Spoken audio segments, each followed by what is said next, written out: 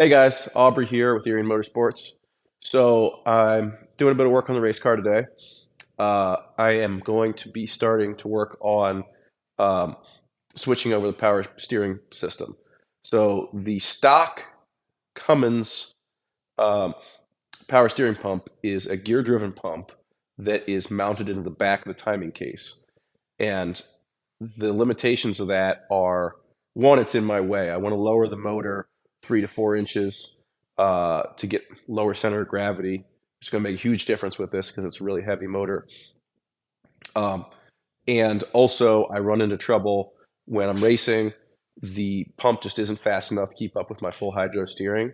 So um, I need a little bit more flow. So going to radial dynamic system, the new TC pump that they came out with, and the reservoir that they use. So I'm going to have to make some of the lines bigger, and then I'm going to um, have to switch this over to a belt-driven system. So I'm going to have to make up some mounting brackets and make sure everything's aligned properly. Um, And then once that's all done and everything's up and running, I have a race in about 3 weeks. So I'm hoping to have everything switched over before that race. And then um, before my next race, I'm going to try and get the oil pan done and get the engine lowered. So I'll turn this around here and show you what we're dealing with. All right, so there's the old pump right there. Um, and as you can see, let's see, this is my upper link arm, and you can see where this has come into contact with the case right there. So that motor is as low as I can get it with that power steering pump in there. So we're going to take this out, make a radius in here, and weld in a piece of aluminum to replace the part that we're cutting out.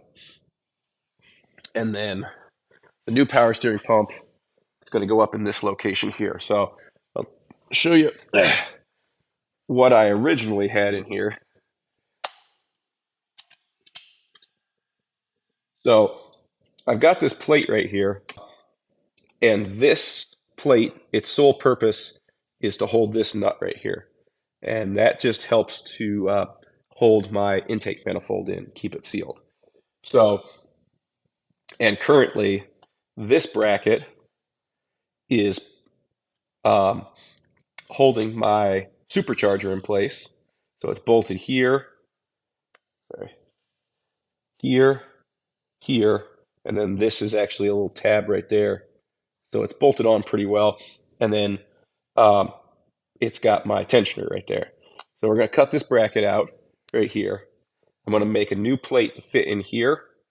Um, Actually, I'll show you what I'm going to use for that.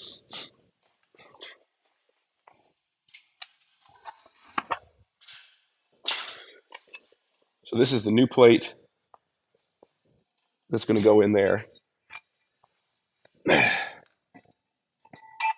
This is going to go in there instead. That's going to give me something to bolt that into. And then I'll be able to mount a 3/8-inch plate to it that'll extend over and hold my power steering pump. And it'll also hold the idler pulleys. I haven't decided exactly what kind of configuration I'm going to do for an idler pulley. I'm going to have to at least put one here and then have the belt go over around the power steering pump and down to the crank. But I could put one here and I could put one here to make sure there's enough surface area of belt on the power steering pump. We'll see if that's necessary. And then I'm going to have to figure out how to put a tensioner on here, which I haven't figured out how I want to do that yet. So uh, there's lots of different ways to do it. All of them are going to be a pain, but I'm going to get started on it and see how things go.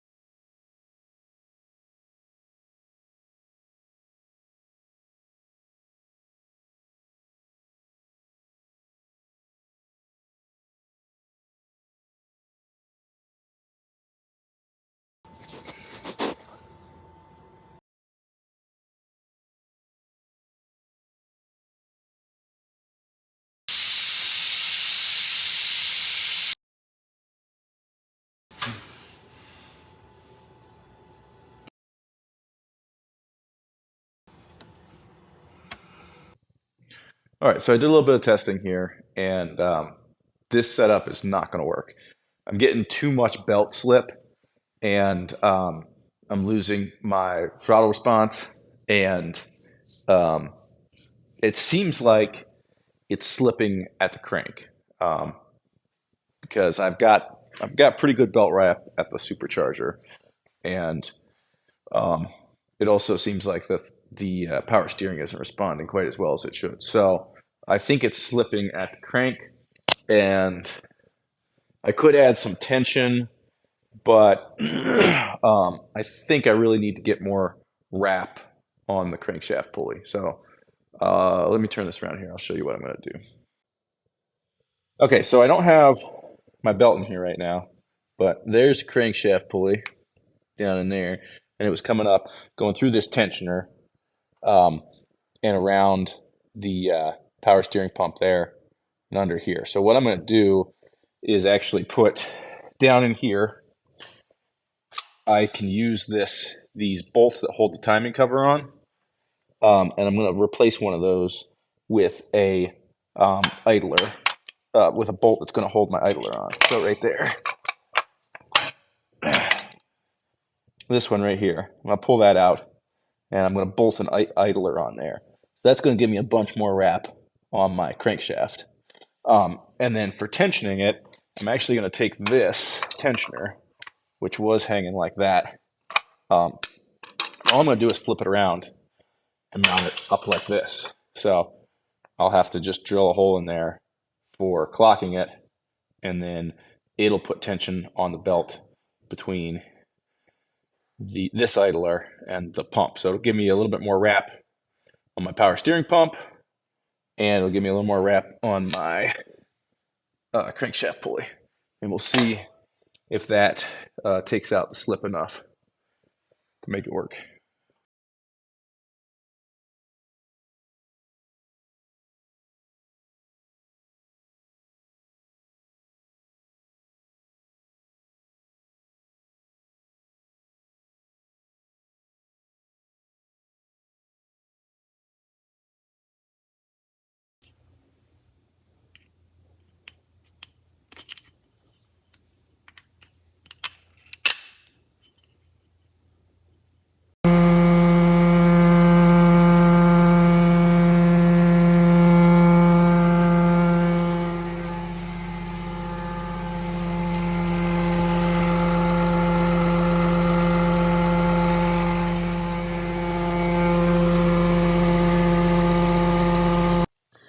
All right, so that seems to have fixed my problems. I've got, I would say, 2/3 to 3/4 of a wrap on that crankshaft pulley now, and it's running great.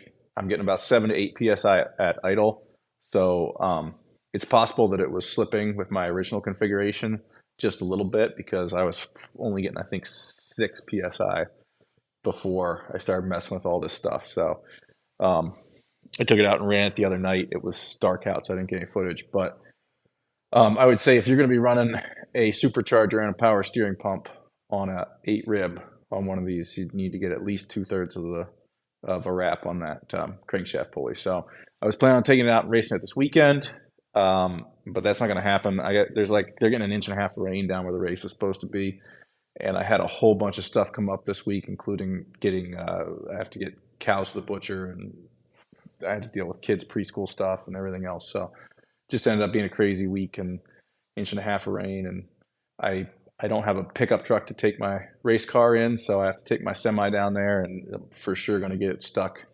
uh, trying to get in and out of that place. So um, I'm going to start working on the uh, oil pan next, and then I'll work on getting that piece cut out and dropping the engine. I don't know if I'll get it all done before the next race, but I'll be dropping a video of the oil pan build for sure. So thanks for watching. Like and subscribe for future videos, and yeah, give us a thumbs up if you can. Appreciate it.